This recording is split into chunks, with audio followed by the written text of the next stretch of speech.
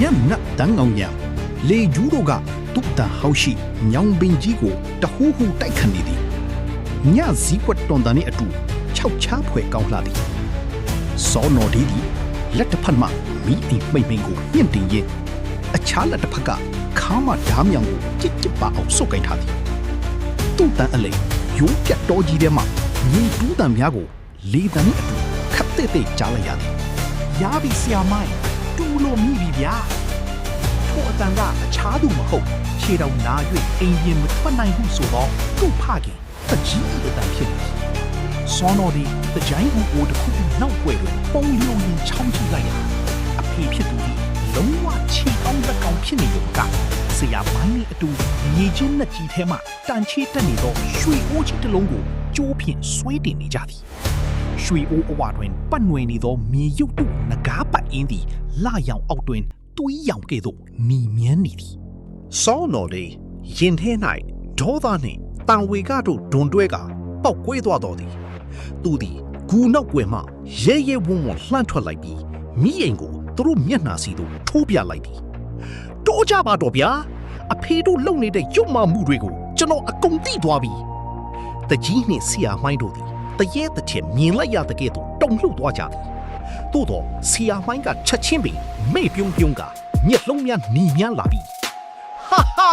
တိသွားတော့လေမင်းဒီနေရာကနေအသက်ရှင်လျက်ပြန်ထွက်သွားရမယ်ထင်လို့လားစောနော်ဒီပြောဆိုဖြင့်ဆရာမိုင်းကလက်ထဲမှာအမဲရောင်အမှုန့်များကိုလေသေးသို့ကျဲပက်လိုက်ရာဘုံခနဲမြည်တဲ့နှင့်အတူမျက်မှောက်မြေပြင်တွင်အနက်အသက်ဆိုးလှသောမီးခိုးလုံးကြီးများအလိမ့်လိုက်တက်လာပြီးစောနော်ဒီကိုလွှမ်းခြုံသွားသည်၎င်းသည်မောအတက်မဟုတ်ဘဲလူကိုမူးဝေစေသောစီးမီးတို့လှည့်ကွက်တာဖြစ်သည်စောနော်ဒီသည်အင်ကြီးလက်ဖြင့်နှာခေါင်းကိုညံပိတ်ကာဓားမြောင်ကိုခွေရမ်းပြီးရှိသူတိုးဝင်လိုက်စေးခုံးလုံးများကြားထဲမှာစောနော်ဒီဆီယာမိုင်းလက်ကိုဓားမြောင်ဖြင့်ခုတ်ထွဲလိုက်ရာဆီယာမိုင်းလှည့်စားတတ်သောလက်နဲ့မြေပေါ်သို့လွင့်စင်သွားသည်အဖေဖြစ်သူတကြီးကကြောက်လန့်တခြားဖြင့်တားဖြစ်သူ၏ခြေထောက်ကိုဖက်ကတောင်းပန်ရှာသည်တားငါသားရဲ့အဖေကမင်းတို့နောင်ကြီးချမ်းသာဖို့လုပ်တာပါဒီရွှေအိုးကြီးကိုရရင်ငါတို့ရွာကနေထွက်သွားကြမယ်လေစောနော်ဒီသည်ဖခင်ဖြစ်သူကိုစိတ်ပြက်ဝမ်းနည်းစွာကြည့်ပြီးဓားမြောင်ကိုအောက်သို့ချလိုက်ကအဖေရဲ့လောဘကြောင့်ရွာသားတွေခမကြောက်လန့်တကြားနဲ့ရှိတဲ့ရွှေငွေတွေကိုဆရာမိုင်းစီပုံပေးနေရတာလိန်လေလှည့်ဖျားမှုနဲ့တိဆောက်ထားတဲ့ချမ်းသာမှုကဘယ်တော့မှမတည်ငြိမ်ဘူးအဖေ